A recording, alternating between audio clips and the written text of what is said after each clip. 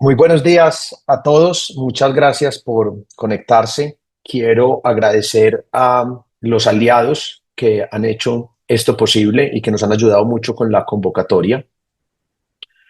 Nuestro aliado principal es EAFIT, la Universidad EAFIT, y aliados convocadores tenemos a DeepTech, Alianza DeepTech, Bancolombia, Universidad Pontificia Bolivariana en Medellín, el Comité Universidad Empresa Estado o CUE, Conect Bogotá, la Corporación de Investigaciones Biológicas en Medellín, Universidad Escuela de Ingeniería de Antioquia, la Universidad Pontificia Bolivariana, Ruta N, IT Salud en la Ciudad de México, nuestros amigos de 10AM Pro y la Universidad Pedagógica y Tecnológica de Colombia. Entonces, sin más preámbulos, me voy a pasar ya a inglés para empezar el webinar. I'm going to ask the rest of the participants to turn on the cameras, Eric and Camilo. So, guys, welcome everyone, and thank you for joining us today on another edition of Vero Norte's webinar series. Today, we are exploring a topic that sits in the intersection of science and entrepreneurship and venture capital. And it's how to invest and help grow startups that y sí, la ciencia, y vamos a ver cómo a partir de investigación científica, académica, se puede generar emprendimiento. En esta conversación tenemos el honor de tener como invitado a Eric Rosenblum, que es un partner de Foothill Ventures, uno de los fondos de portafolio que tenemos en Vero Norte.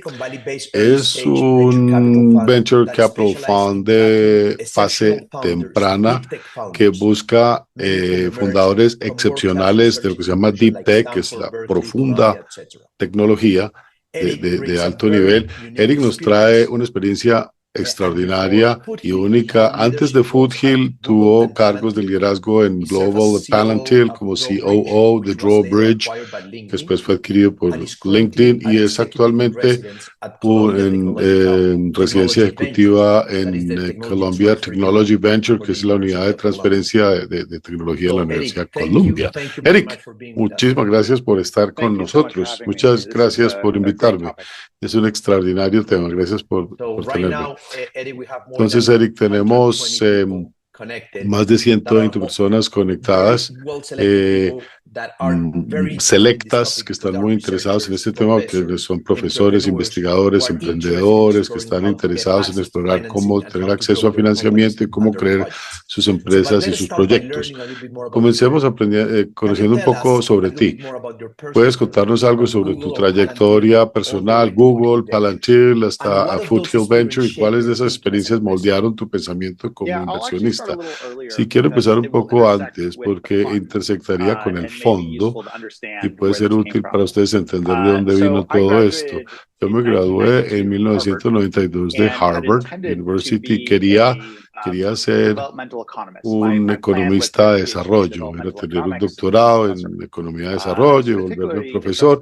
Me interesaba mucho la China y cómo la China estaba desarrollándose en esa época. Decidí irme a vivir, a investigar un año en China, y llegué a la China. Fue un sitio extraordinario, interesante. Hice, si regreso a Estados Unidos, siempre, y tuve la suerte de que Boston Consulting Group empezó en Shanghái, fue el primer associate en Shanghái, y que me quedé ahí un tiempo y empecé un proceso conociendo, volví a ser analista, luego fui a MIT, otros 2 años de analista. Empecé mi primera compañía en China, una compañía de medios, y fue un fracaso. Entonces aprendí lo que es empezar una compañía que no es exitosa, que es importante, y tener que decirle a los inversionistas que perdieron su inversión, echar a los empleados. Fue una experiencia terrible, pero constructora, y los inversionistas todavía estaban contentos sobre cómo manejamos la compañía y el proceso, y nos respaldaron otra vez en unos emprendimientos más ambiciosos, pagos móviles, tecnología móvil, contenido móvil, middleware, etcétera. Y estos y si fueron exitosos estos emprendimientos. Entonces, nuestra compañía de contenido móvil se hizo pública, se listó en la bolsa, fue adquirida por P&G Group. Yo fui CEO de esta empresa y el grupo fue fue temprano el crecimiento, pero exitoso. Cuando regresé después de 12 años en China a Estados Unidos, tuve la fortuna de trabajar en Google y dirigí el equipo comercial en el tema de commerce, en el tema de ingeniería. Uno de los principales ingenieros era miembro de un fondo Angel Fund, Tsinghua Engineer Executive Club, y voy a hablar de este Angel Club, que es mi fondo actual. Es lo que se llama, me encanta Google, fue una experiencia extraordinaria, aprendí cómo son las compañías extraordinarias por dentro. Luego me fui para Drawbridge, respaldados por Sequoia. Aprendí mucho sobre Venture Capital americano, se le vendió luego a Microsoft. Luego me fui a Palantir, donde fui director de producto allí. Fue fantástico. En ese momento, nuestro pequeño Angel Fund claramente le estaba yendo súper bien. Fuimos los primeros inversionistas en Zoom, claramente un éxito. Un grupo de nosotros decidió dedicarse a esto de tiempo completo. Puedo contarles un poco del fondo, mi viaje, mi trayectoria. Para resumir, soy un director de producto que se convirtió en un venture capitalist. Como product manager he trabajado en grandes compañías, como CEO en mis propias empresas, pero siempre enfocado en producto. Excelente, extraordinaria trayectoria. Eric, continuemos conociendo un poco más sobre Foothill Ventures. Danos un poco de contexto sobre el criterio de inversión, cuál es su tesis de inversión, qué inspiró la creación de esto para pasar a un venture capital completo. Nos gustaría escuchar. Sí, como te dije, tengo un par de golpes de suerte. Uno de ellos fue mi Chief Engineer en Google.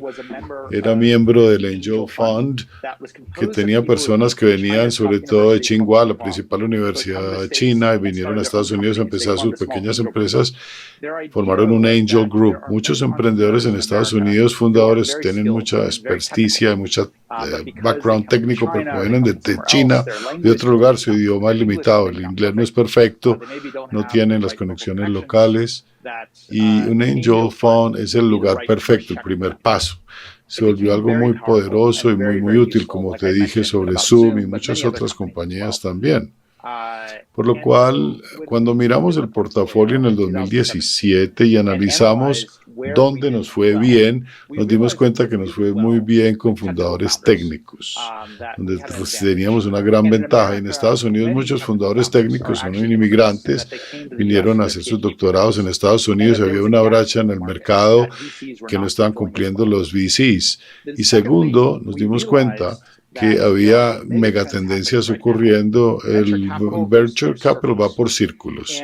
Empieza con grandes inversiones en infraestructura, una ola que sigue por una ola de aplicaciones.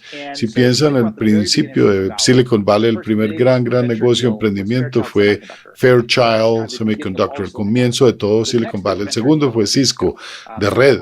Y así, y luego hay muchas aplicaciones, una ola de aplicación, y luego hay inversiones en plataforma. Por ejemplo, Nvidia es plataforma, el iPhone es plataforma, y después de ello vienen olas y olas de nuevas inversiones en aplicaciones. Entonces creemos que estamos en el comienzo de una ola de actualización de aplicaciones, de centros de datos. El movimiento está actualizando la movida a carros eléctricos, está dando un ciclo de infraestructura y muy bueno para las inversiones técnicas. Y por lo tanto, Foothill Ventures hoy es un fondo de $300 millones basado en Los Altos, California. Invertimos en Norteamérica principalmente y nos enfocamos mucho en este perfil de un fundador técnico. Suele ser 85% inmigrantes, aunque no discriminamos, pero suelen ser inmigrantes, y están trabajando en descubrimientos relevantes en un par de áreas, sobre todo el surgimiento de AI y electrificación, el surgimiento de ciertas áreas en salud, y hemos agrupado estas inversiones en un par de áreas que creo que están pasando por cambio rápido. Entendido, Eric, entendido. ¿Puedes darnos algunos ejemplos de inversiones exitosas que comenzaron como un proyecto de investigación de un estudiante o grupo de estudiantes de doctorado y ahora puedes decirles, miren lo que hemos construido, hemos creado una compañía verdadera comercializando innovación. Sí, te voy a dar 3 ejemplos que están relacionados y te voy a mostrar el abordaje y el camino paso a paso. AI está cambiando todo hoy, pero si piensas en el surgimiento de aplicaciones de AI, hay muchas implicaciones, tanto de aguas arriba y aguas abajo, y por lo cual necesitas hacer las aplicaciones y los modelos más eficientes. Hay un gran problema con el uso y eficiencia de energía. Hay una capa alrededor de hacer más eficientes los modelos. Invertimos en una compañía de MIT, su fundador es Han Su, viene de Tsinghua también, de la misma universidad, como muchos, conocemos su laboratorio muy bien. Es el experto mundial en una cosa que se llama TinyML, que es aprendizaje máquina muy eficiente, muy chiquito. Se llama Running AI on the Edge, en el borde, pura investigación pura, y se trajo un par de sus ex estudiantes de doctorado y se convirtió el CEO, COO y el asesor técnico de la empresa, no CEO, sino COO, y tuvieron resultados fabulosos. Fue adquirido después por NVIDIA, 2 años después, muy rápido. No es normal tan rápido, bueno, uno quiere que una compañía crezca más tiempo, pero fue muy agresivo en este caso y fue una excelente salida para todos. Pero es un ejemplo de un profesor de MIT especializado y con tiempo perfecto, con muy buena sincronización. Incluso si estás optimizando modelos, la computación tiene que hacerse más eficiente. GPUs son muy ávidos de energía. Entonces hay un tema. Entonces compramos una compañía que se llama D-Matrix.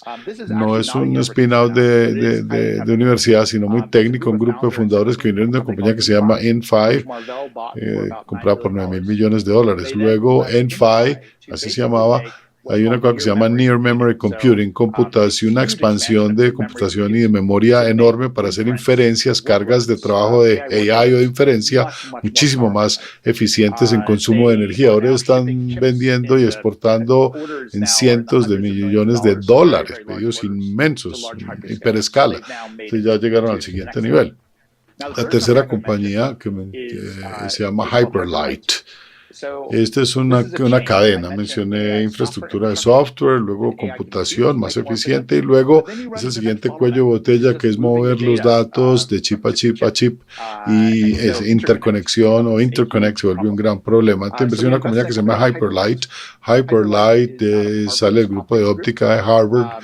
Es un profesor que se llama Marco Landcore y sus estudiantes de doctorado, Mian Jong también. Hacen algo que se llama innovación en materiales, que hace un grupo, utilizan menos energía con ciencia de materiales, una propiedad conocida de los materiales, pero difícil de fabricar. Entonces el descubrimiento es un tema de manufactura, como que haces que se puedan fabricar a gran escala. Y esta compañía ya está fuera de carrera, fuera de concurso, exportando a gran escala. Empezando, entonces comenzamos software, luego computación y luego la capa u olas de interconexión. Son las olas de inversión y todas salen de como universidades famosas, todos con fundadores inmigrantes y diferentes grupos. Marco es de Serbia, el equipo de D-Matrix es de la India y el equipo de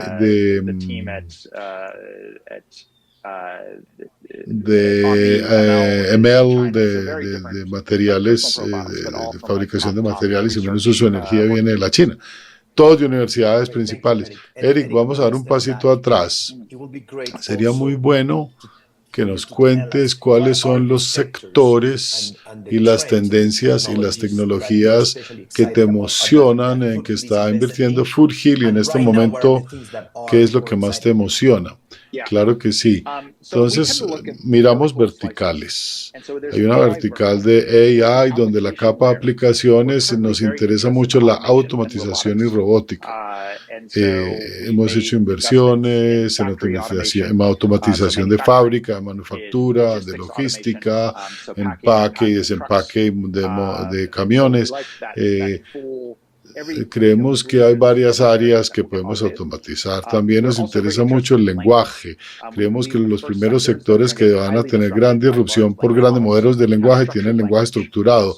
El obvio es codificación y el segundo, la ley, todo el tema jurídico. Hemos invertido muchos emprendimientos legales, creo que va a ser una de las primeras olas de disrupción total. El tema jurídico, vamos a invertir también mucho en codificación. Y la siguiente capa, todavía nos interesa mucho computación e interconexión y vamos a hacer más inversiones ahí. Creo que es el momento de que todos los centros de datos, toda la industria de centros de datos va a hacer un gran cambio de billones de dólares. Y el siguiente cuello de botella es enfriamiento, cómo se enfrían los chips y los servidores y los centros de datos. Entonces vamos a perseguir en cadena cada uno de esos cuellos de botella. Eso es una gran vertical. La siguiente gran vertical la llamamos la electrificación de todo. Lo mismo, si todos vamos a tener carros eléctricos, ¿qué pasa? Significa que la industria de pilas tiene que ser más grande y más eficiente y la infraestructura de cargar pilas, la red, etcétera, el software que maneja todo tiene que cambiar. Entonces hay muchas oportunidades en transformadores, en infraestructura, en tecnologías de enfriamiento, de software, en todo. Nos gusta todo alrededor de ese tema de electrificación y adopción de electrificación a gran escala. Son un par de ejemplos que agrupan muchas de las inversiones que hacemos. Gracias, Eric. Eric, me encanta verte. Hola, Camilo. Sí, Eric, mencionaste hace un minuto que ustedes se dieron cuenta muy temprano que les iba bien y que eran exitosos con fundadores técnicos. Me da curiosidad, si nos puedes contar un poco fue ese hallazgo, cómo fue ese hallazgo sobre ti que te hizo perseguir estructuralmente este ángulo de directores técnicos y fundadores técnicos. Sí, esto empezó con una hoja de cálculo, poniendo todas las compañías en una listica, calificando sus retornos. Era obvio a la vista, fracasos, éxitos y ponerle metadatos alrededor, todo lo que sabíamos sobre los fundadores, sobre las compañías. Y resulta que cuando el fundador no era altamente técnica y no se enfocaba en una innovación, no nos iba tan bien. Perdíamos plata. De hecho, cuando era una compañía que estaba tratando de crear un nuevo modelo, un nuevo mercado, así fuera muy inteligente el fundador, no nos iba tan bien. No teníamos tanta experticia y no tan buenos. Mis socios todos son ingenieros con doctorados, entonces sus carreras básicamente eran el CTO o fundadores de CTOs y VPs y SVPs en grandes compañías como Yahoo y Oracle y demás. Yo estaba en el otro lado de la moneda, yo estaba en el lado del producto, entonces yo construía productos y hacía, pero en alianza con ellos, en asocio con ellos. Entonces nos dimos cuenta que nuestro superpoder realmente era dos cosas. Primero, identificar si el descubrimiento era importante o no, relevante y real. Y número dos, y es un poco más sutil, debido al background de mis socios, tratar de entender las presentaciones así no fueran muy buenas. En el mundo en que vivimos y que nos gusta son terribles en presentaciones y no es solo un tema de idioma o de inglés, es su entrenamiento. Fuera de Estados Unidos, si usted es muy bueno en matemática y ciencia, no le enseñan a uno a dar buenas presentaciones. Usted va al Politécnic, está ciencia, pura ciencia, y contar historias y narrativa no lo hacen, no son buenos en narrativa y en storytelling. El segundo superpoder es entender que escuchar una mala presentación y discernir si hay algo interesante y poder entrenar a la gente en story. Es bueno, uno puede entrenar a la gente en storytelling, pero no en ciencia, eso no lo vamos a hacer, ni riesgo. Eso fue nuestro segundo superpoder y nuestro aprendizaje. Excelente. Entonces el superpoder involucra cosas, poder ver más allá de la superficie. Excelente, Eric. Y ¿Qué es lo que tienen estas compañías basadas en ciencia o investigación que te atrae realmente? Es potencialmente que pueda haber van a ser más valiosas o van a resolver una necesidad del mercado real o mover hacia adelante la humanidad. ¿Cuál es la motivación para ese elemento de inversión? Sí, la realidad es que hay compañías muy exitosas que no están basadas en la ciencia. Amazon es uno, Uber es otra, no son científicas. Muchas de las compañías más valiosas del mundo no tuvieron una ventaja técnica cuando comenzaron, era una ventaja de modelo de negocio. Hay otras que sí tenían una ventaja técnica. Google sí, por ejemplo, tenían un breakthrough en la manera que clasificadas ni rankeaban las páginas y cómo buscaban en la red. Nvidia también, obviamente. Entonces hay ejemplos de las dos. Sí, son tipos muy diferentes de inversiones y para nosotros, si usted encuentra algo que funciona 100 veces mejor que lo anterior o 10 veces al menos mejor que lo que hay en el mercado, si usted puede poner un equipo de gerentes habilidoso y capaz alrededor de esto y es difícil de vencer esa empresa, como por ejemplo lo vemos hoy. Antes de OpenAI, antes de ChatGPT, había muchos chatbots, muchos, y invertimos en algunos y no les fue bien, no eran tan buenos. Y perdimos platica. Pensamos que eran suficientemente técnicos, pero no, y OpenAI llegó y tuvo un rompimiento, un descubrimiento fundamental en cómo el chatbot construía un gran modelo de lenguaje eficiente y en órdenes de magnitud muchas veces más de lo que había en el mercado y podían aplicar un artículo famoso científico y lo aplicaron al lenguaje. Eso es incompetir, no hay cómo competir con eso. Entonces, si eres filantrópico y estás en ese mundo, necesitas muchos recursos, pero si estás tratando de mejorar un modelo de negocio, no vas a competir a nivel fundamental con lo que están haciendo, porque son 100 veces o 1000 veces más sofisticados de lo que tú tienes. Y tienen una ventaja absoluta. Entonces eso nos gusta mucho, nos gusta encontrar lugares donde hay esa ventaja física absoluta o una ventaja computacional difícil de vencer, porque creemos que hay muchos mejores gerentes, muy buenos gerentes que podemos encontrar, pero muy pocos científicos excepcionales. Entonces queremos encontrar ese recurso escaso y juntar los recursos. Eric, ¿y cómo puedes decir desde tan temprano que hay mucha investigación en muchas cosas, ¿no? Y tú tienes científicos que están haciendo algo que se ve como un breakthrough, pero no es realmente, no está en el mercado y no está demostrado y no tienen experiencia como gerentes. ¿Cómo combinas esos dos elementos desde muy temprano, como lo hace Foothill? Yo creo que es increíblemente difícil y es realmente el meollo del asunto. Es ahí el problema para hacer. Claro, tenemos estas verticales, ¿no? Invertimos mucho en compañías de interconexión o de pilas o de baterías. La gran razón por la cual lo hacemos es que nuestro equipo no puede entender todas estas cosas. Nos tenemos que enfocar, necesitamos el poder del portafolio. Tenemos 10 inversiones en baterías. Estas 10 inversiones en baterías representan casi 30 o 40% de los principales científicos del mundo que están en esas empresas.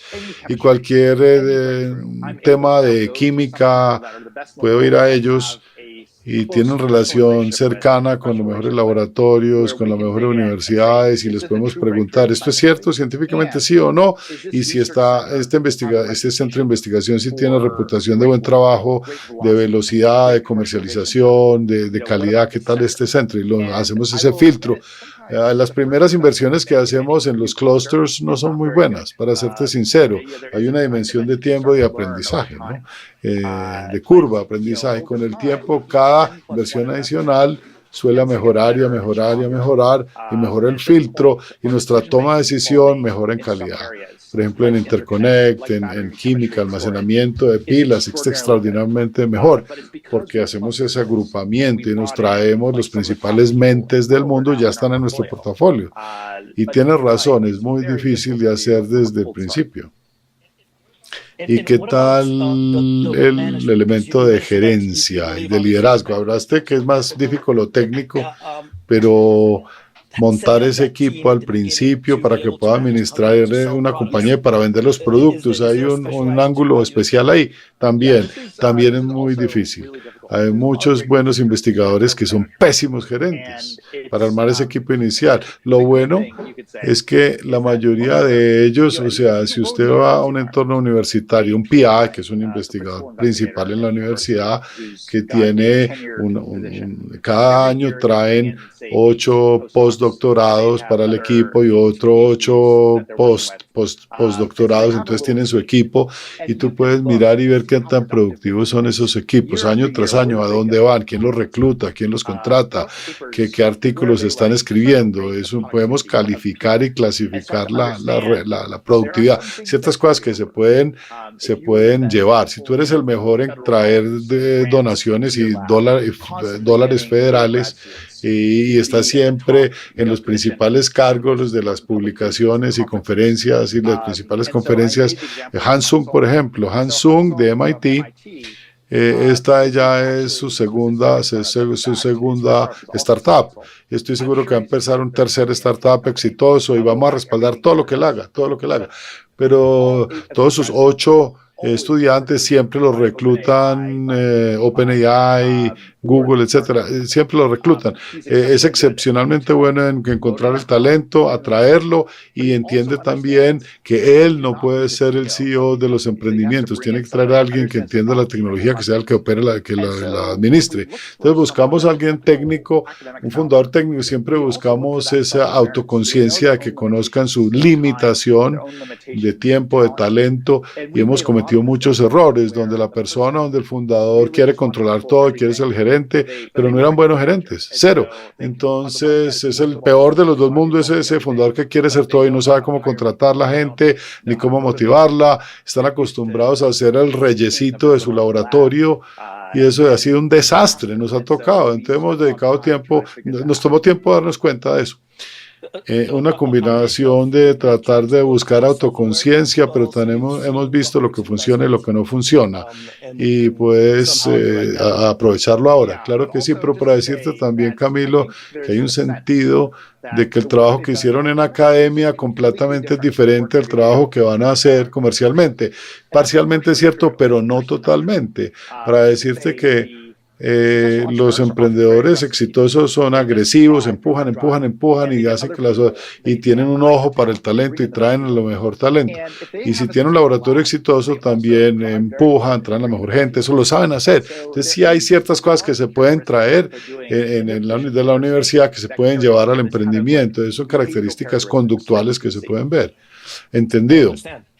Volviendo a la idea de que agrupas y construyes un ecosistema dentro de tu propio portafolio, me imagino que es un reflejo también de cómo aprovechar el ecosistema, usar la red, dónde están los investigadores, cómo es ese sourcing y cómo es esa conexión que tiene Foothill con laboratorios de universidades para detectar esas tecnologías e investigadores.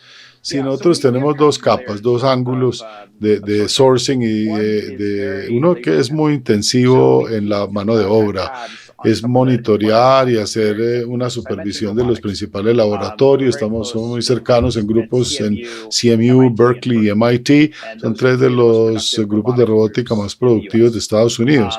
Entonces, ¿qué significa eso? Hay algunos profesores principales y monitoreamos todo lo que hacen, todos sus estudiantes, etcétera. Estamos supervisándolos y monitoreándolos todo el tiempo y requiere mucho trabajo, es muy intensivo y mucha mano de obra para monitorearlos, pero es un reflejo de lo que está pasando en el mundo. Tenemos otras herramientas más escalables, más automáticas, donde buscamos perfiles y utilizando herramientas de inteligencia artificial para hacer minería de bases de datos. Entonces nos suscribimos a una que se llama Harmonic, que tiene básicamente una base de datos de startups. Harmonic, le hacemos filtros especiales con ciertos backgrounds de perfiles, personas que queremos buscar que están trabajando en ciertas cosas, y automatizamos. Entonces tenemos un canal escalable para mostrarnos cosas, y luego hay individuos ya con lupa, con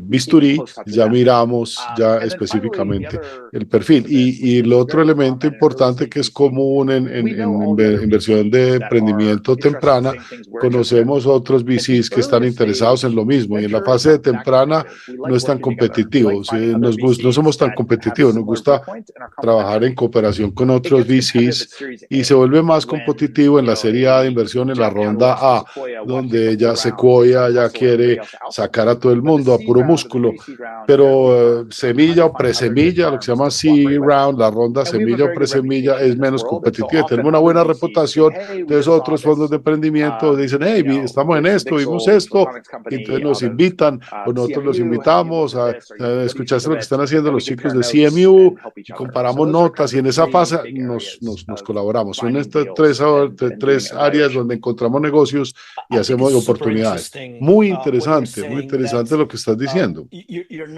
O sea, no predices el futuro, simplemente colaboras al principio y descubres, o sea, en tu propio ecosistema, en el portafolio, con otros VCs, hablando con universidades, y hay hipótesis que tienen que validarse, y de pronto no mencionas, pero es como validas la tesis en el portafolio, y ahí ya se va aclarando o creando el futuro. No es un solo tiro, sino varias rondas, correcto. Felipe, you can continue. Felipe, puedes continuar. Yes, Eric, it's very interesting what you were Sí, saying. Eric, muy interesante lo que nos cuentas. Estás explicando tus esfuerzos para poder llegar a esos fundadores, tecnologías. ¿Qué tal lo opuesto, el otro lado? ¿Qué deberían hacer ellos para que tú los tengas en el radar? ¿Qué debe hacer un científico o un académico para evaluar si, aparte de evaluar si son buenos gerentes o no, cómo llaman la atención o cómo están en tu radar? ¿Cuál sería tu consejo para los académicos, investigadores que nos escuchan aquí? ¿Qué tienen que tener o hacer para estar en el radar de los inversionistas como tú? Muy buena pregunta. Característica más importante de un fundador no es necesariamente ser un buen gerente, sino ser un buen vendedor. Hay muchos tipos de ventas: es vender a inversionistas, a empleados potenciales, a los potenciales socios, que te guste y que disfrutes contar la historia. Para nuestros fundadores no son muy buenos, entonces buscamos personas que, si no sean buenos, que les guste al menos, que les guste hablar con otras personas. A ver, lo académico no quieren hablar con otros, entonces al menos que les guste, y así tú no tengas la destreza. Entonces, si estás trabajando en un área que quieres comercializar, mi consejo es PitchBook, Crunchbase, suscríbete a todas las universidades, mantienen suscripciones que están disponibles para estudiantes y profesores, y mira todas las compañías que son similares, que están trabajando en cosas similares, y baja todos los inversionistas que los respaldaron, y contáctelos. La mayoría de ellos les encantaría hablar contigo, seguramente. Yo rechazo a la mayoría de las personas pero no rechazo a nadie que está haciendo investigación. Siempre hablo con los que están haciendo investigación, siempre me interesa en qué están trabajando. Si es algo aleatorio y no relacionado con investigación, no, pero si es investigación, sí. Y esta es la parte donde importan mucho las ventas. Tú encuentras conexiones comunes, y es algo donde se demora un poco de trabajo, y utilizar LinkedIn para saber quién conoce a la persona. Entonces, en nuestros clusters, si tú estás trabajando en baterías, por ejemplo, hay cero probabilidad de que no conozcas una de las personas que está en nuestro portafolio. Entre los principales expertos en baterías en el mundo ya están. Entonces, si estás trabajando en algo interesante, puedes llegar a alguno de ellos y decir, hey, me encantaría que me presentaran a Foothill. Entonces, si estás trabajando en Interconnect, lo mismo. Con seguridad alguno de estos expertos tienes cómo llegar. Se demora, simplemente trabaja un poco en buscar quién conoce a quién, pero es una buena prueba a ver si estás listo para ser un emprendedor, porque mucho de esto se trata de ese tipo de trabajo no glamoroso, bajar listas, encontrar conexiones, hacer red, es poco glamoroso. Pero la belleza con las herramientas de AI es que es muy fácil hoy en día, automatizado, encontrar todas las compañías que tienen esto, y bájeme todos los inversionistas, miremos su personal, con quién están conectados, y luego, y cuáles de estas personas están conectadas conmigo, y casi todo eso lo puedes automatizar. pero vale la pena hacerlo. Great. Thank you, Eric. Eric, Excelente, gracias, Eric. Quiero volver un poquito a algunas de las conversaciones que estabas teniendo con Camilo. En algún punto, en algún momento dijiste, bueno, si encontramos un breakthrough extraordinario, técnico, científico, una idea científica o tecnología, podemos siempre traer buena administración y volverlo algo exitoso. Un emprendimiento exitoso. ¿Podrías contarme también lo opuesto, la experiencia opuesta, donde tienes un extraordinario descubrimiento, innovación y no le fue bien porque la gerencia fracasó por la administración? ¿Cuáles son esas cosas típicas que piensas que pueden hacer una buena tecnología un fracaso y en la comercialización o en llegar a crear una verdadera compañía? Debería devolverme un poco y lo que digo es una teoría, no necesariamente que nosotros creemos que los científicos son mucho más escasos que los gerentes. Yo estoy más, soy más común porque yo soy más gerente, más ejecutivo que científico, entonces creo que es más fácil encontrar estas personas. Pero el problema es que los startups son como familia, no son compañías normales y a veces es difícil inyectar las compañías correctas, las personas correctas a nivel de liderazgo. Uno piensa que hay alguien que está calificado, pero no. El ego a veces es un problema y es difícil. Hemos tenido ejemplos donde el fundador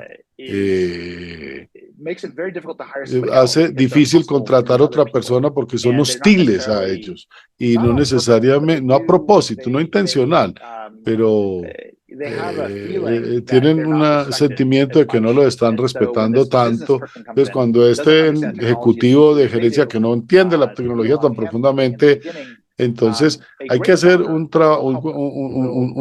buen fundador, los trae, los pone al día, los acompaña, los apadrina y les da apoyo. Pero un menos buen fundador le dice, bueno, listo, pruebe, usted es tan inteligente, a ver cómo te va, como una competencia desde el principio. Y las primeras reuniones son muy tensas y las reuniones con los clientes no van tan bien, porque el gerente no conoce. El fundador dice, ves, no sabe lo que está hablando. Hemos tenido ejemplos así, donde es imposible traer a otra persona porque se sienten que el fundador los torpedea, por así decirlo. Pero para las startups técnicas, mucho del valor es el fundador, ese fundador y qué es lo que saben hacer y lo que saben. Entonces se vuelve una situación bien difícil. Hemos tenido un par de fracasos así rotundos donde no pudimos construir la compañía y no se puede mover al fundador y el fundador no quiere contratar a la persona correcta, no quiere moverse rápidamente. Y luego eso se vuelve un proyecto científico con que no se puede hacer nada y hemos cometido esos errores. Muy interesante, muchas gracias por compartir eso. Eric, quiero pasar a otro tema, el rol de las universidades y cómo puedes ayudar en ese proceso específico de transferencia de tecnología. Hay muchas luchas en esta parte del mundo con la transferencia de tecnología, con el tema regulatorio, de la propiedad intelectual. ¿Cuál puede ser un buen rol de la universidad para preparar esos grupos y en tu ámbito, cómo ayudarles a transicionar esa parte del proceso? Por lo menos en Estados Unidos, las oficinas de transferencia de tecnología cubren una pequeña porción de las compañías que salen de la universidad, no cubren las compañías de software principales. Es un profesor que se va y no necesita los recursos de la universidad para empezar y no quieren deberle nada a la universidad. Entonces, en esos casos, y son muchos, no salen directamente de la universidad. Las oficinas de transferencia de tecnología tienen que ver con life sciences y trabajo de laboratorio en la universidad, y esos son fondos ya digamos que ya están vinculados a, por ejemplo, la primera investigación se hace, digamos, de pronto son sensitivos, son sensibles al tiempo, son 10 años o más. Entonces es importante trabajar 10 años en la universidad antes de que lo fondee un VC. Pero eso no es cierto en software, es mucho más rápido. Entonces el rol de la universidad es más el largo plazo, es benigno, no están tratando de ganar mucho dinero, no tienen ánimo de lucro, sino de ayudar a la academia y a la ciencia y a la investigación a comercializar ese conocimiento. Hay una meta de sacar tecnologías comercializables. Yo no sé si es igual en el resto del mundo, pero las oficinas de tecnología, de transferencia de tecnología son muy beneficiosas y son modestos los retornos. Con lo que obtiene la universidad no es tan grande el retorno. Pero dicho lo anterior, o sea, hay un paralelo. Hay grandes, en California es diferente. Harvard, MIT, hay una curva donde hay los grandes tienen un 80% de los ingresos por licenciamiento. Pero no tiene que ser que cada universidad sea diferente. Colombia la conozco bastante, que la Universidad de Colombia es una de las mejores en el mundo en ser estratégicos y traer recursos para la oficina de transferencia de tecnología y son muy transparentes con las licencias y demás. Voy a utilizar un ejemplo corto. Si miras la manera en que funcionan los derechos de autor o media right, Hollywood, donde ves una película producida por productor ejecutivo con la asociación de esas palabritas significan algo importante legalmente, jurídicamente, que obtienen en términos de dinero cuando se presenta la película, cuando se vuelve a mostrar y cuando hace streaming y todo se negocia desde el principio, que es un acuerdo colectivo. Cada actor, todo está ahí, todo. Entonces yo pienso que las universidades, si tuviéramos un acuerdo colectivo macro claro que se obtiene en streaming, que se obtiene en propiedad intelectual, que obtiene la universidad, si fuera un estándar y que fuera simple que todas las universidades lo tuvieran, no lo tenemos. Mi recomendación sería esa, si hubiera un acuerdo macro general, pero en Colombia lo hacen muy fácil, pero no todas las universidades. Entendido. Eric, mi última pregunta, antes de darle espacio a Camilo, que va a hablar más específicamente sobre qué podemos destilar de consejos para Latinoamérica e incorporar otras preguntas del chat. Los incentivos. Quiero saber sobre el alineamiento de incentivos que son primordiales en esta industria para poder crear una historia de éxito de emprendimiento. Pero en este caso, este tipo de investigadores, de profesores, están acostumbrados a diferentes tipos de incentivos, diferentes tipos de trabajos, ¿no? A veces de reconocimiento. Las universidades también. Los VCs tienen sus propios incentivos más alineados con el mercado y la velocidad del mercado. ¿Qué tiene que ocurrir? ¿Qué tiene que pasar para este tipo de colaboración, para que funcione a largo plazo estas colaboraciones? En este momento estamos pasando por un punto de inflexión en Estados Unidos. Pienso que hay cada vez más profesores que se están volviendo motivados, se están motivando comercialmente y ven a sus colegas enriqueciéndose. El ejemplo que les di con el profesor Han de MIT, en 2 años, no sé cuánto, pero generó mucho dinero cuando vendió la empresa a Nvidia y lo va a hacer otra vez y lo va a seguir haciendo. Es un modelo extraordinario. En 1 año y medio, 2 años y vende la compañía brutal. Y puede siempre seguir generando nuevas ideas y tiene un grupo de 8 a 9 estudiantes de doctorado que están generando ideas todo el tiempo. Entonces, en ese caso, la universidad, el incentivo de MIT es en atraer personas como Profesor Hahn, el experto, su trabajo en varias universidades. MIT lo quiere a él, quieren darle a él la habilidad de tener ese tipo de flexibilidad donde él puede trabajar y seguir persiguiendo sus intereses comerciales. Profesor Hahn, su incentivo es que él quiere producir investigación de clase mundial, pero quiere estar en los principales artículos y atraer los principales estudiantes del mundo, pero también le disfruta empezar compañías en el mundo real y la recompensa financiera. Entonces, Estados Unidos está poniendo mucho dinero en MIT, no hablar de la administración Trump, pero hay algo que está pasando hasta ahora, hasta hoy.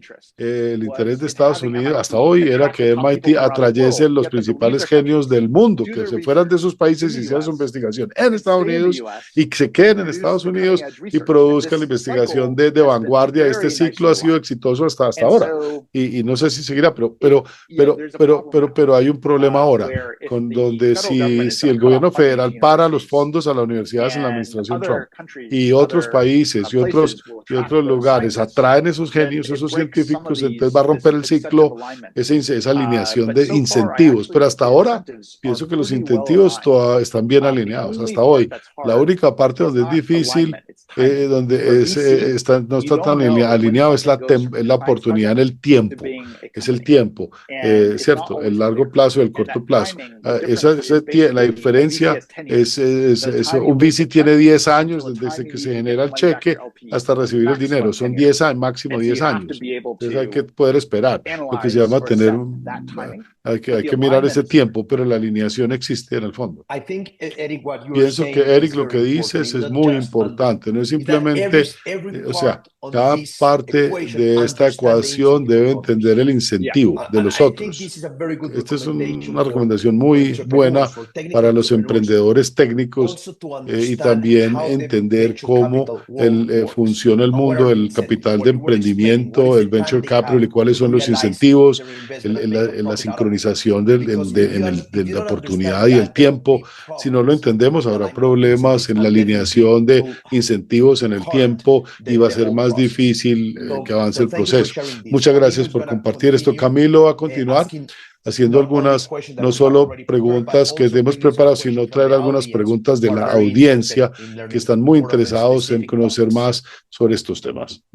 Eric, although Felipe and I, Veranorte does not work in the academic world, we desde do have otro punto de vista no académico, parece que no sale mucha tecnología al mercado de las universidades. Hay barreras de salida de la tecnología. Y yo creo que tú no trabajas en Latinoamérica, pero el sentimiento en Latinoamérica es que no hay suficiente capital, que es escaso en economías emergentes, pero me pregunto si ves si hay otros obstáculos u otras cosas que limitan esta investigación científica en universidades en otros lugares para que salgan al mercado.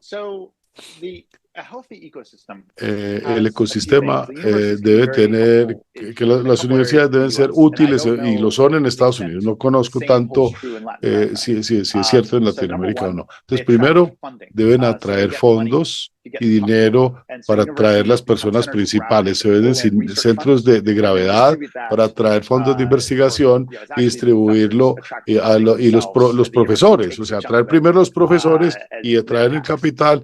Y hay un cierto porcentaje para la universidad. Así que la colaboración de industria.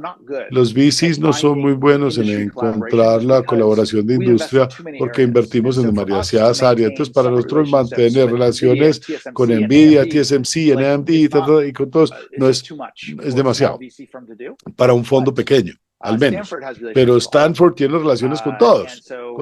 Entonces, los centros correctos tienen relaciones cercanas con todas las personas correctas en el sector privado y la industria en esas áreas. Tercero, esta convergencia entre la universidad y la fase inicial de inversión semilla. Eso no pasa en todas las universidades, sino en las principales. De la Oficina de Transferencia de Tecnología para ciertos laboratorios están muy cercanos y son una relación simbiótica. Si usted camina por Stanford, yo sé que ustedes van mucho, o a Berkeley, está lleno de VCs que están en el campus universitario. Todo el mundo los conoce, todo el mundo los conoce. Entonces, esas tres partes son clave. Los fondeos antes de VC, las relaciones correctas son elementos que tienen que tener el ecosistema para poder comercializar. Si nos falta cualquiera de los tres, es muy difícil. Es muy difícil. Si no hay suficiente fondos desde el principio, el talento se va. Si no llegan y si no hay colaboración de industria o alianzas, estas cosas suelen hacer artículos académicos, pero no hay conexión con la comercialización en el mundo real y no hay conexión con venture, un ecosistema de venture capital. Entonces no hay para dónde ir una vez que salen del laboratorio de la universidad. Entonces suelen ser pequeños y avanzar muy, muy lento porque viven de un presupuesto anual. Y es muy poco. Como ustedes saben, en venture capital todo el mundo siempre quiere ir más y más rápido y hay incentivo. Muy interesante, volviendo a la idea de las redes. Lo que estás diciendo en mi mente es que la universidad puede ser el centro o el nodo en dos redes, con gran industria y con sector privado que necesita innovación y tecnología, y por el otro lado, con el mundo de inversión, de emprendimiento, de VCs. Entonces hay un rol activo que puede jugar la universidad. Y en ese mundo, obviamente, el ecosistema de VCs no está tan desarrollado en la TAM. Hay dos preguntas. Una es la aceleración de compañías y incubación se hace del lado de los inversionistas o en las universidades, y eso es algo valioso. Y lo otro, incubación y aceleración. Y si yo tengo mi sombrero de VC y hablo con mis colegas en Colombia y otros lugares de Latinoamérica, hay mucha falta de experiencia. Y entonces el mercado, digamos, se ha ido más a otros caminos como AI y software. Hay una brecha de entendimiento y una percepción de alto riesgo en esos mercados. ¿Podrás tratar esos dos temas? ¿Qué le dirías a los VCs que dudan o titubean en acelerar cosas? Y el rol de la aceleración y de la incubación. Lo primero, lo voy a tomar en orden. El rol de las aceleradoras es muy importante para los fundadores académicos porque no han tenido mucho entrenamiento en administración y gerencia. Hay un programa en Estados Unidos bajo la Fundación de Ciencia que se llama iCore, que precisamente se diseñó para eso. Es una incubadora sin ánimo de lucro fantástica y tienen toda una metodología, todo un sistema. Y en varios campuses entrenan científicos a que se vuelvan líderes empresariales y de negocios y muchas personas, y luego pueden ir a aceleradoras con ánimo de lucro, que hay muchas. Pero pero estas no están tan diseñadas para fundadores académicos. Eso hace un muy buen puente esta aceleradora, un rol muy importante de hacer ese filtro inicial. Y la otra parte de la pregunta, Camilo, ¿puedes recordármela? Qué pena, tengo 55 años y mi cerebro, no te preocupes. La mayoría, si no todos los VCs latinoamericanos tienen un poco apetito al riesgo. Sí, entendí, muy bien. De hecho, pienso que Latinoamérica, no conociendo mucho realmente, pero supongo que Deep Tech tiene mucha aplicabilidad porque suelen ser economías más industrializadas, con un sector de infraestructura y manufactura proporcionalmente más grande. En Estados Unidos somos un sector más orientado a servicios como economía. La TAM, tenemos grandes cementeras, tenemos grandísimas compañías de construcción. Entonces supongo que hay una mayor proporción de la economía es construir y hacer cosas. Por lo cual, si pensamos en Deep Tech, incluye generación de energía, nuevas formas de hacer cemento, nuevas formas de hacer acero, etcétera. Todos estos piensos, de hecho, son proporcionalmente más grandes en Deep Tech en Latinoamérica que en Estados Unidos. Proporcionalmente, ¿no? Entonces hay algunos negocios muy globales como chips, una fabricación de chips, y no estoy seguro que si una startup de chips de Latinoamérica, de una universidad de Latinoamérica, no necesariamente pienso que tengan la mejor probabilidad, porque los mejores científicos de diseño de chips están siendo atraídos por Berkeley o MIT o universidades de la China. Pero por otro lado, la gente que está trabajando en cemento de bajo carbono, creería que sí hay científicos muy buenos, excepcionales, trabajando, que tienen las conexiones de industria, que son locales. Si miras en HBS, el edificio gigante de cemento de Cemex, estoy seguro que hay grandes científicos respaldados por Cemex. El tema de Deep Tech, internamente, eso es lo que apoya la manufactura, construir cosas, infraestructura. Entonces supongo que de hecho hay oportunidades grandes en LATAM, pero hay que ser específico en sectores y entender en qué sectores me enfoco. También hay un elemento ahí, y es que vivimos en un contexto de restricciones, y esa mentalidad también está ahí, cómo construir con agilidad, cómo resolver problemas cuando no hay abundancia de recursos. También hay una pregunta que se repite en el chat, que creo que tiene mucho que ver con nuestra conversación. Yo sé que tú, como VC, estás eligiendo con quién trabajar y quién respaldar, pero la pregunta que surge, que aquí en la audiencia, es: los profesores, los investigadores están en la universidad, luego está el mercado, por otro lado, y no muchos están siendo motivados para dar el salto, para tomar el riesgo de salirse, de hacer un spin-off y construir algo significativo para el mercado. ¿Qué dirías, qué consejo, recomendación le darías a aquellos que nos están escuchando hoy, que tienen esa idea en la mente, que su investigación puede ser algo valioso, que no están dando el paso, no están dando el salto? Yo sé que a algunos del chat les encanta iCorp. iCorp, ¿qué es lo que hace iCorp? Lo primero que los ponemos a hacer es hacer 100 entrevistas con clientes potenciales. Es el paso 1, hacer 100 entrevistas. Y si piensas en eso, encontrar 100 personas que te puedan dar una opinión o discusión inteligente sobre tu producto, sobre su uso del producto, es muy difícil, extremadamente difícil.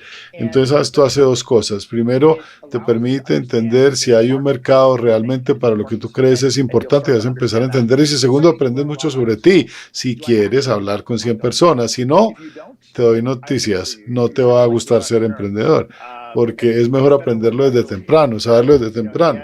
Mucha gente llega a 15 entrevistas y dice, no, esto es imposible, no van a encontrar. Entonces no sé, hay otros que no se dan por vencidos y aprenden mucho, y al final del proceso dices, en lo que estoy trabajando no es relevante, pero hay otra cosa que sí, que surgió en las entrevistas, y siento que yo sí sé lo que necesito ahora, y hacen un pivote y cambian, trabajan un poco más, vuelven y hablan con las mismas personas. Mira a donde llegamos, y ese se vuelve su primer filtro, su primer filtro de clientes y aliados. Es lo que hay que hacer. No puedes quedarte en el laboratorio, tienes que salir a la calle a hablar con los clientes y obligarte a empujar. No solo gente que conozcas, sino la gente que va a tener que hacer ready, contactos y ready, pero que estén dispuestos a hablar contigo sobre darte su punto de vista sobre tu producto. Salir del laboratorio y averiguar si hay una necesidad para esa tecnología de la que te enamoraste, pero tienes que validar si realmente resuelve un problema en el mundo real, y que la gente quiera pagar por ello. Y podrías, con base en tu experiencia ahora trabajando tan de cerca con la Universidad de Columbia, hay esa pregunta de cómo hace la Universidad de Columbia, cómo empieza, si tiene su programa de tecnología, y no hay muchos puntos de prueba sobre las tecnologías en el mercado. Entonces, ¿qué hace la Universidad de Columbia? Muy bien, que podría ser una recomendación para las universidades que nos escuchan hoy en la audiencia y que están pensando, deberíamos montar un programa así, o reorganizarnos de tal forma, y organizarnos con los científicos y emprendedores así. Bueno, hay varias capas. capas, ¿no? Hay varias capas y para darles un ejemplo a las universidades que nos escuchan, la Universidad de Colombia tiene un inmenso programa de transferencia de tecnología con gente muy calificada, abogados, ingenieros, etcétera, y es impresionante el grupo. Y adicionalmente traen personas como yo, y cada año 8 personas como yo, 16 en 2 años, son rotaciones de 2 años, entonces son 36 personas trabajando con sus profesores en esto, 16. O sea que es un recurso en personas muy grande. Y ahí CME tiene 3, la Universidad de Wisconsin 1 o 2, son más chiquitas y más poquitos. Entonces las universidades tienen grupos chiquitos por lo general, no tan grandes como la Universidad de Colombia. Entonces la capa 1 necesitan entender todo lo que está pasando dentro de la universidad, empezar a construir un mercado en 2 vías, la lista de todos los VCs, de los fondos de emprendimiento de VCs, y hacer esas conexiones y relaciones. La primera paso es una lista de correo electrónico que sale cada trimestre a todos los VCs, contándoles qué es lo que están trabajando en la universidad, qué está pasando, y luego avanzan un poco más y tienen el día de demo, un demo day para que la gente venga y en qué están trabajando en CMU, en qué están trabajando y no sé qué, pero algunas universidades son chiquiticas y tienen un grupo muy chiquito, entonces tienen que hacer un grupo, un consorcio de todas las universidades del Medio Oriente, el Medio Oeste, tienen un consorcio donde muchas universidades se juntan y los VCs dicen, listo, para esto sí vale la pena porque hay un grupo, hay 100 y pico de cosas que están pasando en ese grupo de universidades, porque cada una solita tiene una persona, ¿no? Obviamente no van a hacer un demo day para una sola cosa, entonces al juntarse tienen masa crítica y son más efectivos. Y luego, encima de ello, aparte de eso, hay más programación como lo que hace Columbia University, que es asesores y consultores y asesores para los estudiantes y profesores y de cómo empezar una compañía, y se hacen en combinación con programas o incubadoras o aceleradoras con o sin ánimo de lucro, como iCore, que está enfocada en ciertas regiones. Pero si eres una universidad y es trabajar por capas, por esos pasos, en esa secuencia, empezar con la listica, las conexiones y las relaciones, como mínimo la listica, la hoja de cálculo, y luego siguiente capa, el día del Demo Day, luego consorcio, si eres muy chiquita como universidad, y luego construir el entrenamiento y asesores de profesores y estudiantes, pero empieza con la capa 1. Qué increíble, excelente, maravilloso. Construir la red y el ecosistema, comunicarte y buscar puntos de prueba y hacer el Demo Day. Muy bien.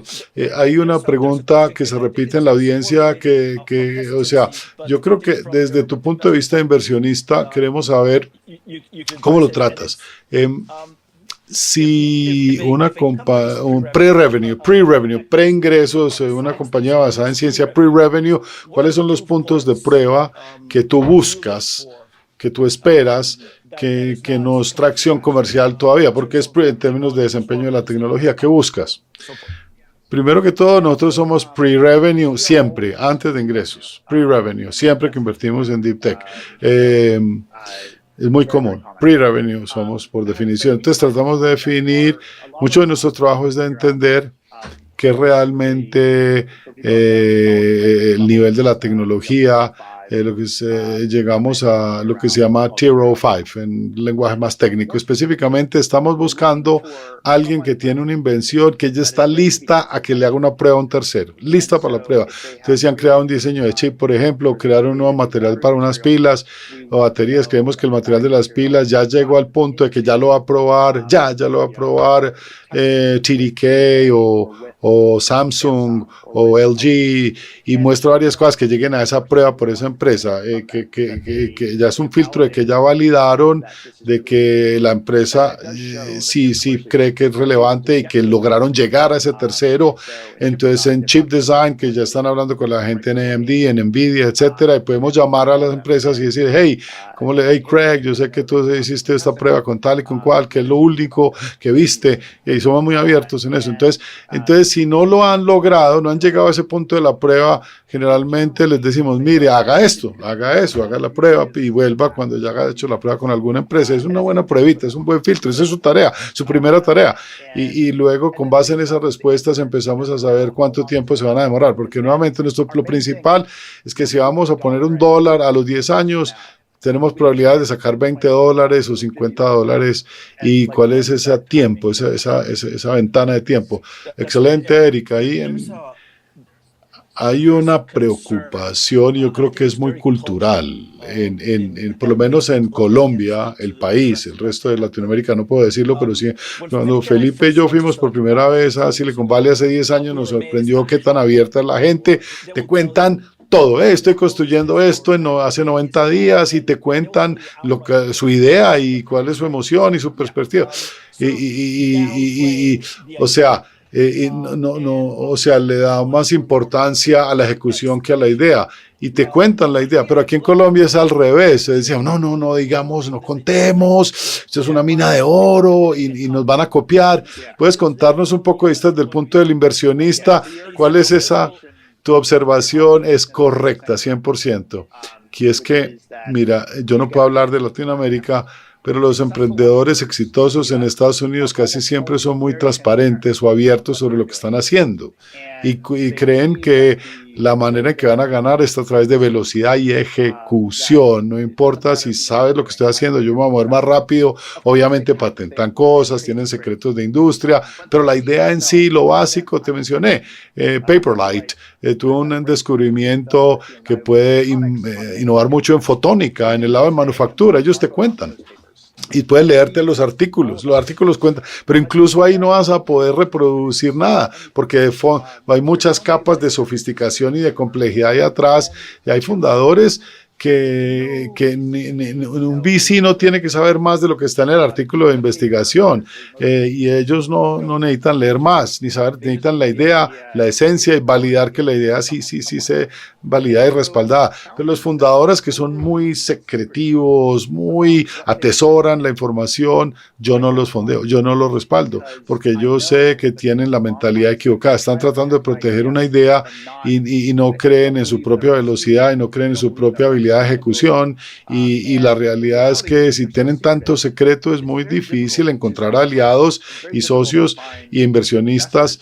Nunca van a encontrar a nadie con esa actitud porque están atesorando tanto la cosa. Así que la realidad nuevamente es que si alguien en Hyperlight, si un inversionista te dice, mira, me lee el artículo y quiero saber exactamente qué estás haciendo, es una luz roja. Tampoco el VC no tiene que, y el inversionista no tiene que tener la ciencia minuciosa de cómo hace tal o cual. No, ahí ya es una alarma también. Pero nadie hace esa auscultación o esas preguntas en tanto detalle. Ahora, si tienes un fundador en este caso que te dice, mire, estoy trabajando en un nuevo material y en una idea que es 100x de un throughput con 100 y mucho menor consumo de la energía, pero no te puedo contar qué es, no te puedo contar en qué estoy trabajando porque es una idea tan maravillosa, pues yo de una vez le digo, qué bueno para ti, pero chao, buena suerte, pero no me interesa. No podría estar más claro, clarísimo. Hay otra preocupación, gran preocupación sobre otras industrias muy reguladas como la salud. Y la pregunta específica es si nos puedes contar una historia, porque sabemos que tú estás en la salud también y no hemos hablado tanto del tema, pero es una parte importante de tu tesis también. Una historia sobre una tecnología altamente regulada, cómo tiene esa barrera de ir al mercado y cómo la manejas. Claro que sí, para ser muy sincero, y las ciencias de vida es una parte pequeña del portafolio y no creo que hemos sido tan exitosos en ella como en las otras, y hemos cambiado nuestro abordaje. Invertimos mucho en compañías de terapéuticas y el tiempo se demora más que el fondo podía absorber, y también encontramos que no éramos tan precisos y tan exitosos en predecir el tiempo de la salida, y algo tiene que ver con el riesgo regulatorio. Lo mismo que en otras áreas, cerramos el enfoque, nos enfocamos en neurociencia y neurobiología, no más. Y hay varias razones para ello también. Una es que muchos de los descubrimientos se traslapan con AI y hay mucha cross-fertilización entre ellos. Pero la segunda razón es que cuando agrupamos empezamos a tener mejor idea de la ruta de aprobación regulatoria y de personalización y quién más está haciendo qué y podemos tomar decisiones de mejor calidad. Entonces pienso que estás en un entorno hiperregulado, sobreregulado, hay que especializarse, enfocarse.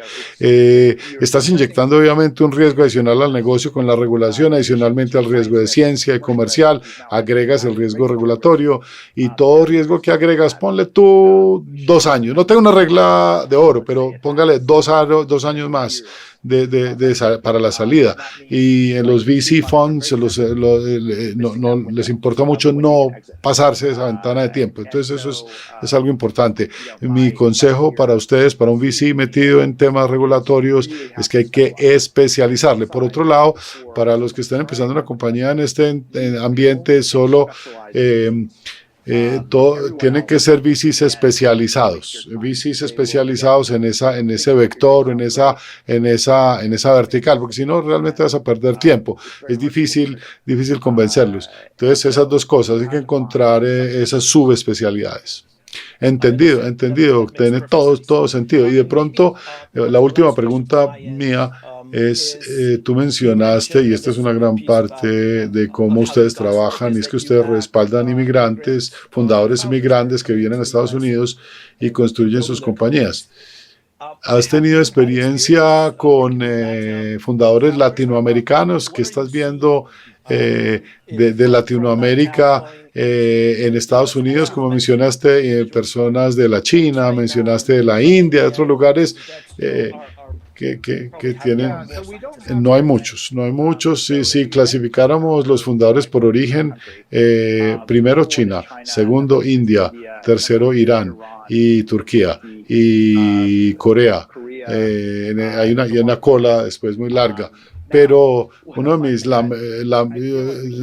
hubiéramos conocido a los fundadores de KiwiBot de Latinoamérica antes, son fantásticos y son latinoamericanos de KiwiBot, una entrega de robótica en todo Estados Unidos, en los campuses, uno de los emprendedores más inteligentes que yo he visto y más habilidosos.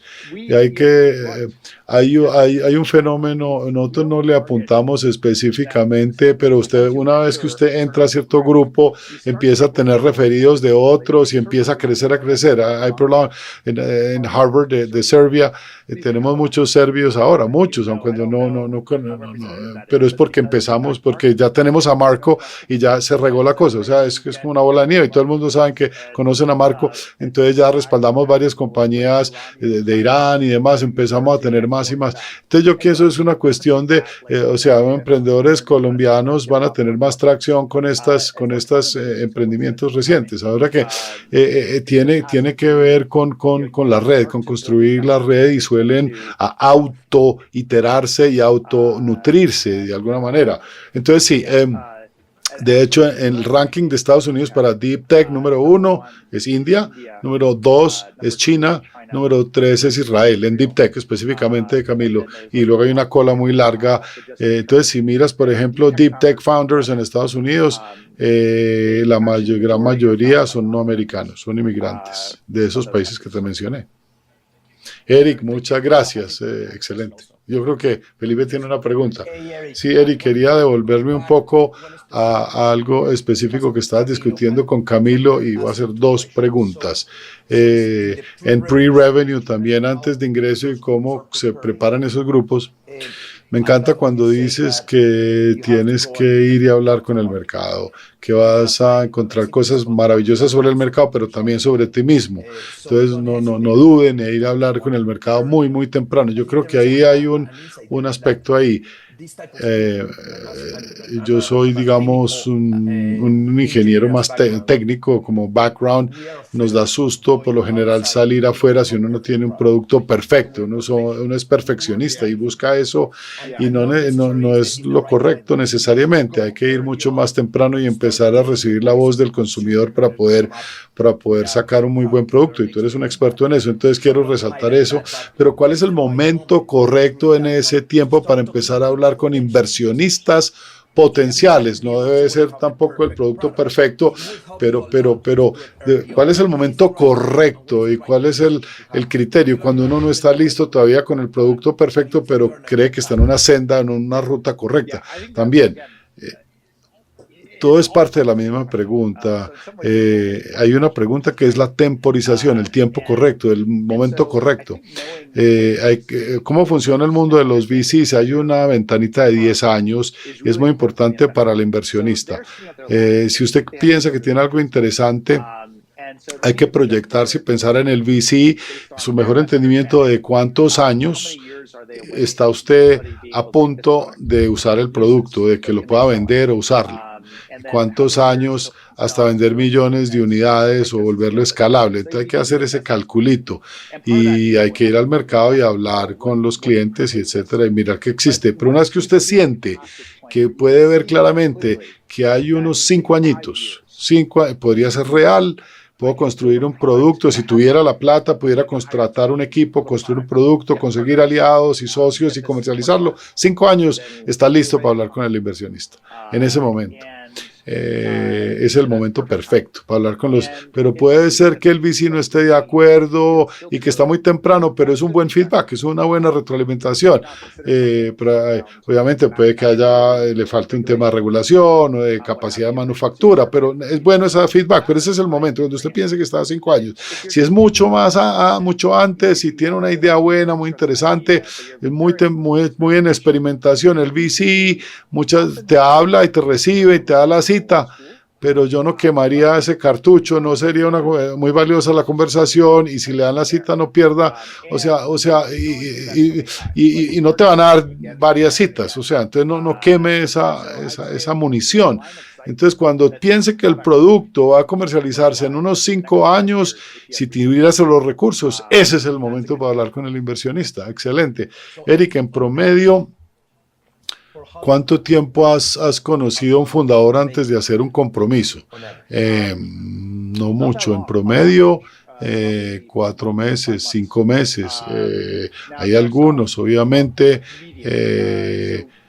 tenemos algunas personas que hemos conocido hace muchos años y los respaldamos múltiples veces y baja el promedio, pero en promedio, del momento en que nos conocemos por primera vez, el proceso hacemos una reunión inicial y luego después de la reunión hacemos una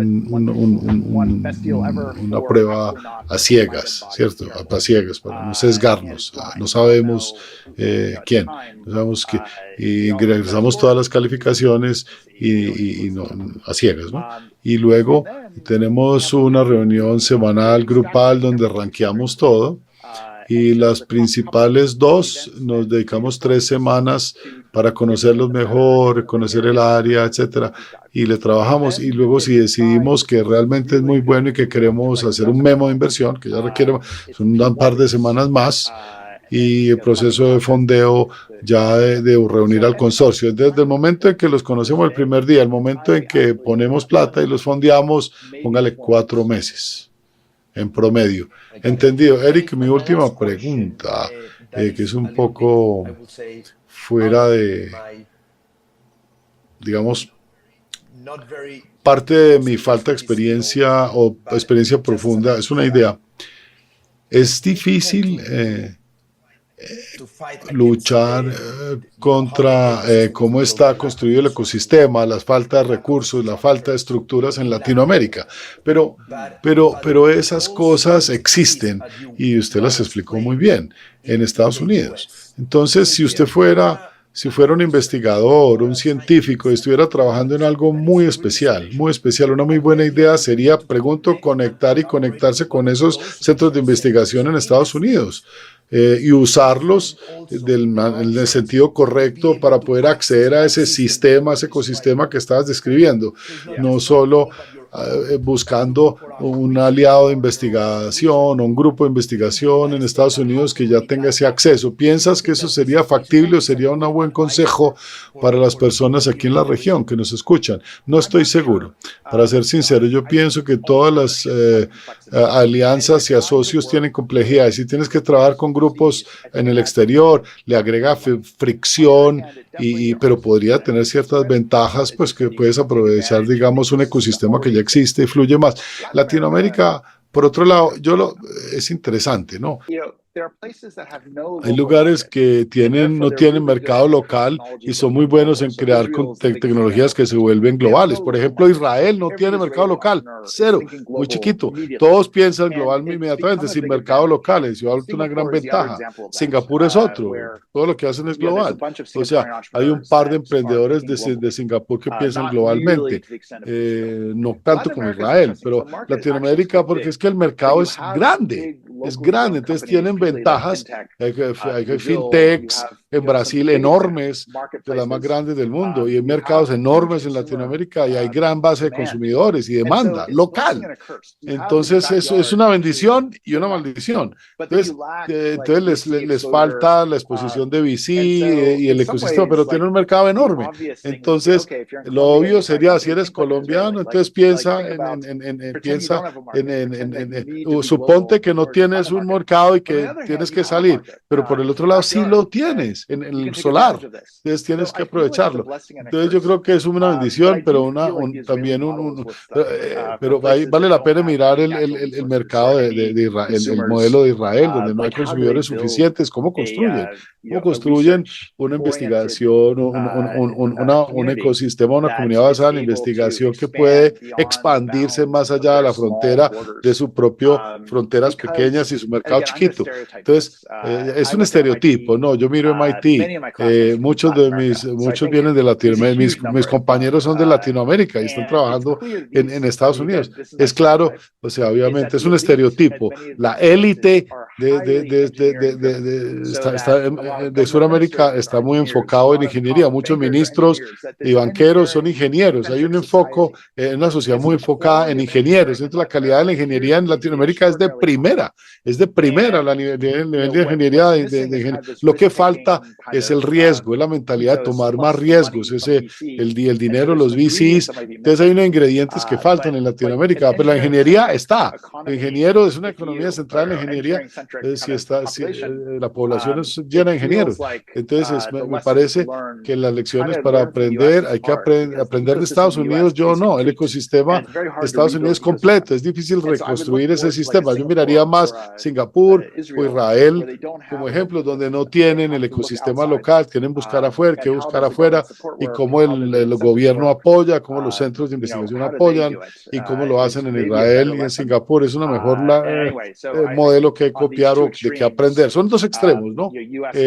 Estados Unidos versus Israel, ¿no? Pero probablemente en Latinoamérica tiene excelentes ingenieros, pero le falta un ecosistema desarrollado. Entonces yo estudiaría a fondo qué pasa en lugares con ecosistemas menos desarrollados. Muchas gracias, Eric. No, para agregar una sutileza súper interesante ahí, se me ocurre que mencionó Erika anteriormente, esa toma de riesgo, apetito al riesgo, que es una gran barrera para los investigadores saltar y decir, me voy de la universidad y empiezo a construir, quiero construir algo. No necesariamente necesita hacer una camisa de fuerza binaria, que si me voy ya no puedo volver. Eric, o sea, que puedas hablar con clientes y cuenta lo que estás construyendo. Necesitas esa validación. ¿Cuándo lo necesitas y cuál es? O sea, empezar a conectarse y luego decidir. Entonces hay que tener un piecito afuera, ¿no? De descubrimiento de si vale la pena hacer el salto y luego saltar al mercado. Absolutamente. Y hay mecanismos, Camilo y Eric, que estamos aprendiendo en el webinar anterior, y Eric lo mencionó, en las universidades pueden tratar de bajar el riesgo para que antes empujarlos a ver el mercado y darles tiempo y que puedan volver a la universidad, que puedan volver al mundo académico, para que la persona tome ese riesgo y pruebe. También necesitamos un cambio de mentalidad también institucional de las universidades para que puedan ayudarle a estos investigadores a bajar el riesgo un poco o a ir a entender el mercado antes de saltar de manera definitiva.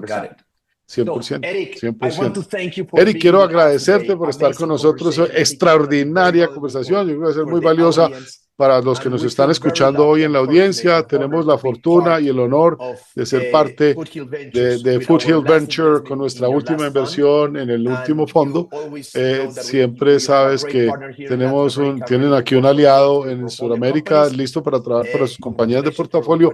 Felicitaciones por lo que has construido y sigamos esta conversación. Muchas gracias. Gracias. Primero, gracias por invitarme y segundo, no sé si quieran que diga esto, pero voy a decirlo. Ustedes son uno de los LPs más profesionales que conozco, la investigación que ustedes hacen, el trabajo que ustedes hacen para construir el portafolio, para pensar en sus inversiones, es mejor que cualquiera que hemos visto. Entonces los felicito. Ustedes vienen de un mercado más pequeño, pero son más sofisticados ustedes y más estructurados que cualquiera que hemos conocido. Agradecemos, nos encanta trabajar con ustedes, sentimos que hay mucha oportunidad para ustedes y en las compañías que respaldamos, así que con mucho gusto podemos continuar esta relación extraordinaria. Muchas gracias. Eric, gracias. No esperábamos esa pauta. Gracias por eso. Hemos hecho esto, lo hacemos con amor, nos apasiona lo que hacemos, el capital que administramos y la región para la que trabajamos. Muchas gracias por esos mensajes. Muchas gracias. Gracias. Hasta luego. Muchas gracias. Gracias, Eric. Esté muy bien. Gracias.